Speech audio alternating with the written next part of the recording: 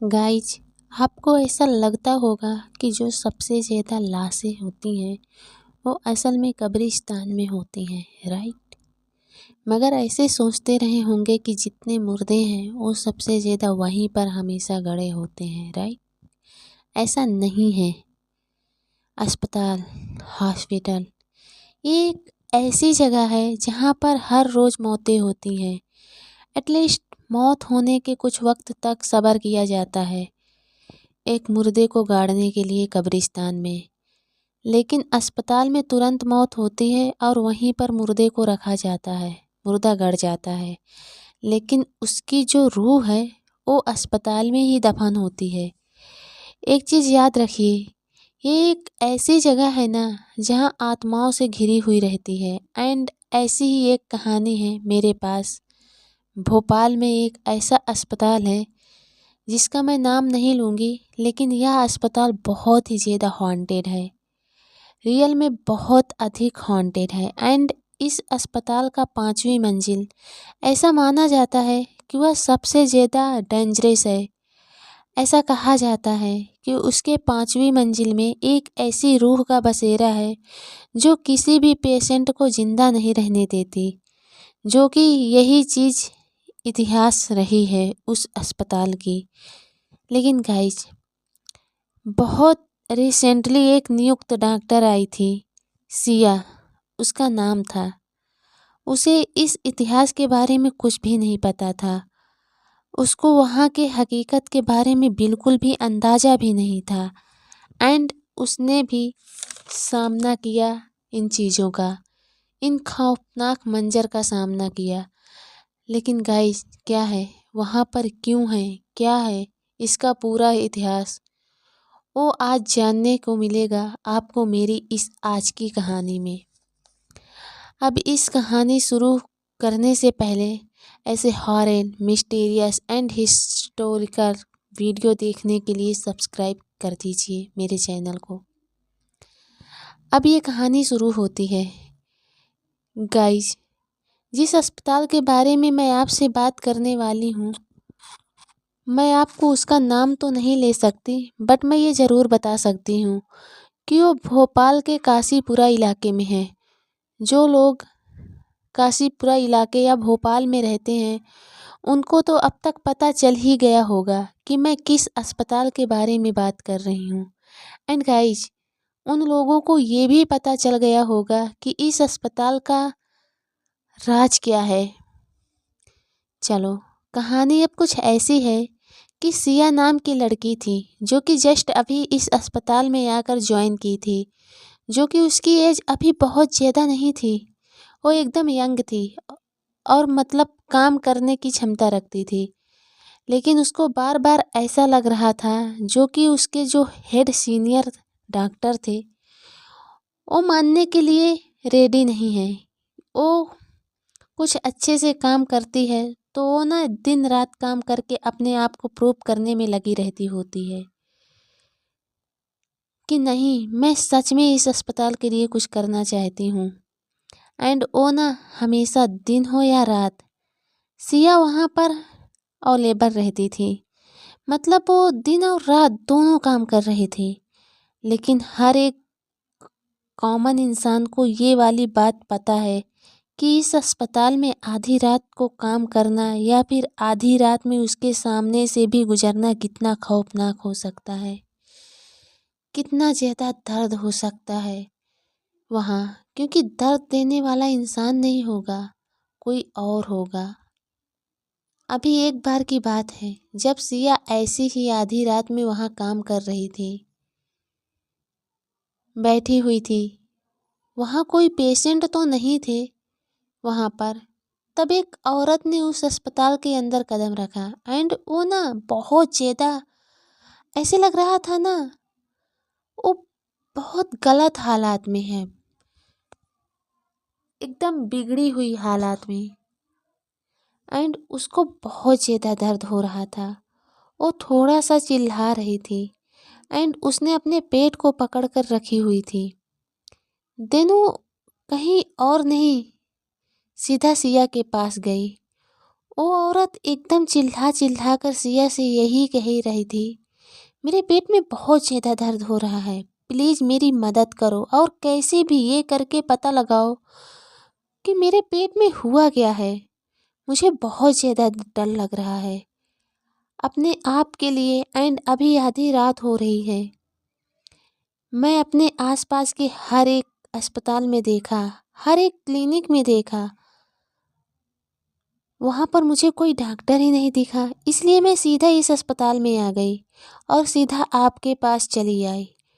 And Siya यह सब देखकर बहुत ज़्यादा सहम सी गई।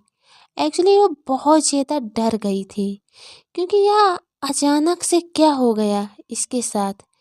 फिर उसने बोला चलो ठीक है, मैं आपकी मदद करती हूँ, पर आपको पहले फॉर्मेलिटी कंप्लीट करने होंगे, उसके बाद ही मैं आपका चेकअप करूँगी या फिर आपकी मदद कर पाऊँगी। एंड वैसे भी आपको इतनी आधी रात में अकेले नहीं आना चाहिए, आपको किसी न किसी के साथ होना चाहिए अभी फ़िलहाल के लिए। एंड उस औरत ने यह सब सुनने पहले शांत हो गई एकदम। फिर उसने कहा, मैं कैसे आ सकती हूँ किसी और के साथ जबकि मेरा कोई है ही नहीं। सिया को भी थोड़ा बुरा लगने लगा और उसने मन में सोचा, क्या इसकी मदद मुझे खुद ही करनी पड़ेगी क्योंकि और कोई स्टाफ मेंबर भी नहीं है और सारे स्टाफ मेंबर जो कि अभी मौजूद हैं इस अस्पताल में सब अपने अपने कामों में लगे हुए हैं। फिर उस वक्त उस औरत की हालात देखने के बाद सिया को लगा, ठीक है मैं ही आपकी मदद करती हूँ, ओके फाइन। फिर उसके बाद सिया ने चुपके से हॉस्पिटल का फॉर्म निकाला, फिर उसको फिल करना चालू कर दिया। फिल करने के बाद उसने वही फार्म रिसेप्शन को दे दिया एंट्री करने के लिए। एंड वो ना वहाँ से निकलने लगी एंड वो ना थोड़ा सा साइड से देख सकती थी कि रिसेप्शन ने उसे बड़े अजीबोगरीब निगाहों से देख रही थी, जैसे कि पता नहीं क्या हो गया हो। दिन उसके बाद सिया को ऐसा लग रहा था कि मैं किसी पेशेंट का फॉर्म भर रही हूँ तो कोई इनको परेशानी तो नहीं। एंड उसके बाद सिया को ये लगने लगा कि शायद ये मुझे नहीं करना चाहिए और अगर किसी और को पता चला इसके बारे में कि मैं सब कुछ अकेले कर रही हूँ या एकदम पर्सनल ले लिया मैं इसको, तो शायद वो लोग कुछ एक्शन भी ले सकते हैं। एंड अभी वो देख रही थी कि वो जो औरत थी उससे दर्द भी बर्दाश्त नहीं हो रहा था, वो एकदम ज़ोर ज़ोर से चीख रही थी, चिल्ला रही थी। तो उसने सोचा मैं एक काम करती हूँ, 5वीं मंजिल में जाती हूँ और 5वीं मंजिल में जाकर इसका इलाज करती हूँ। वैसे तो 5वीं मंजिल में कोई आता जाता भी नहीं है, बंद रहता है। मैं जाती हूँ ऊपर इसका इलाज करती हूँ, किसी को कुछ पता भी नहीं चलेगा। एंड सिया जब ये अस्पताल ज्वाइन किया था तो उस टाइम उसे भी बहुत ज़्यादा अजीब लगता था कि हर कोई इस अस्पताल का first second third fourth floor तक यूज करते हैं, लेकिन फिर भी इतनी अच्छी स्पेस होते हुए भी कोई फिफ्थ फ्लोर नहीं जाता, उसका इस्तेमाल क्यों नहीं करता, ऐसा क्या है वहाँ पर। लेकिन फिर भी वो ये सारे थॉट को इकट्ठा किया एंड सबको इग्नोर किया एंड वो फिर फिफ्थ फ्लोर मतलब 5वीं मंजिल में उसने कदम रखा।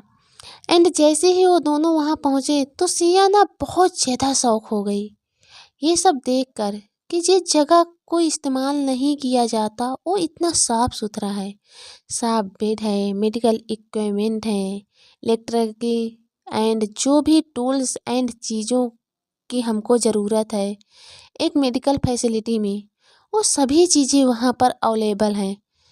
फिर भी यहाँ इस जगह को कोई इस्तेमाल नहीं करते। वो जो औरत थी उसको भी बहुत ज़्यादा दर्द होने लगा था एंड वो किसी एक बेड में जाकर लेट गई।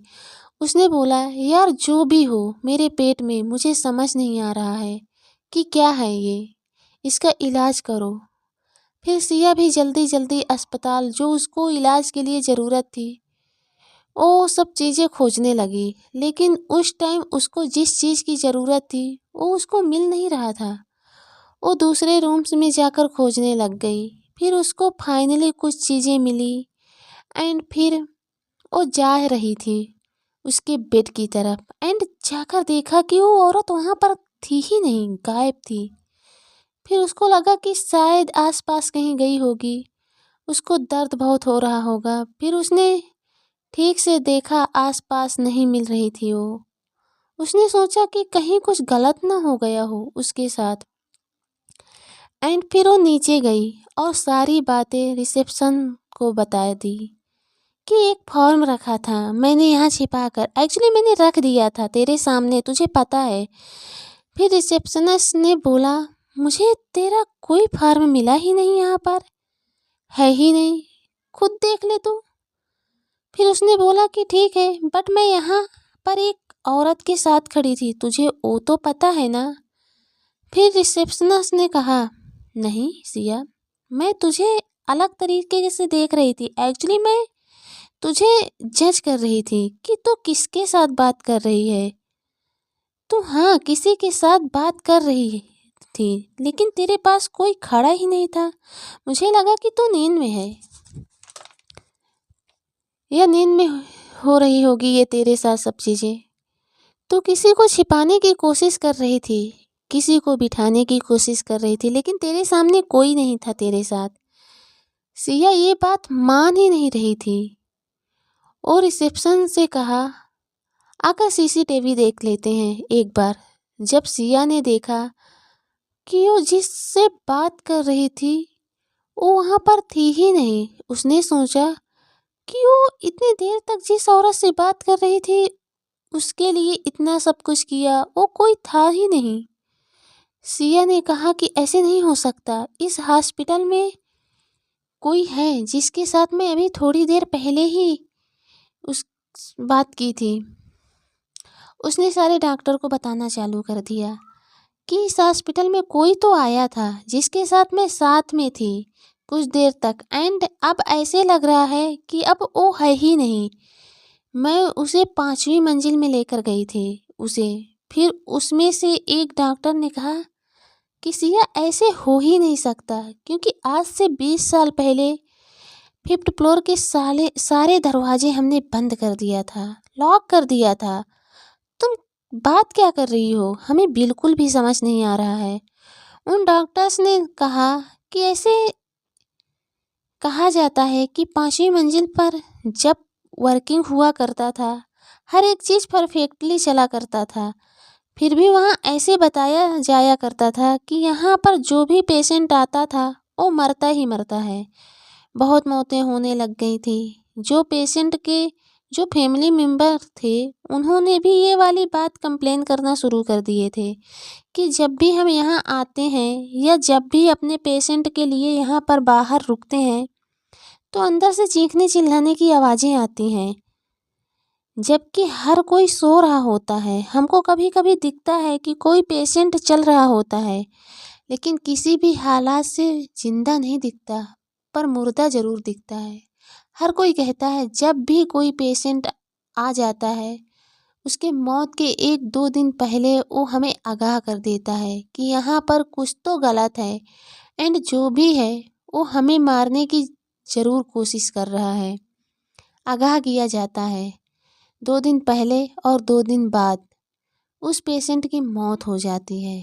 उसके बाद सिया यह सब कुछ सुनकर बहुत ज़्यादा डर गई थी और डॉक्टर भी कहते हैं यह बात 100% सच है, इसलिए तो उस जगह को हमने सील कर दिया था एंड पहले ही दिन हम सबको बता दिया करते हैं कि वो जगह बिल्कुल भी वर्किंग करने के लिए नहीं है, वहाँ पर जाकर कोई मतलब नहीं।